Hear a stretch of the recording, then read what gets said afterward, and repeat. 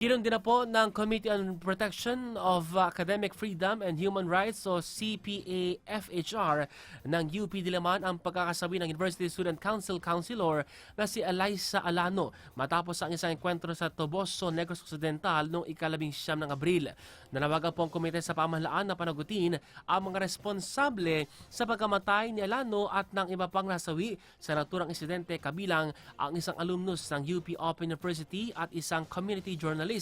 Iginit din po ng grupo na dapat maglunsad ng isang malinaw, transparent at walang kinikiling ang investigasyon para matukoy ang buong katotohanan sa likod ng mga pagpaslang. Pinuna rin po ng grupong pahayag na Armed Forces of the Philippines na iniugnay ang mga nasawi sa New People's Army at sinasabing dapat itong suriin at hamunin sa pamamagitan ng naturang o ng masusing investigasyon dahil sa mga naunang kaso na nauwi sa paglabag sa karapatang pantao. Para naman po sa CPA-FHR, ang panawagan para sa hustisya ay para kay Eliza ay hindi lamang dapat manatiling salita lamang kung hindi dapat magtapos sa mga konkretong aksyon.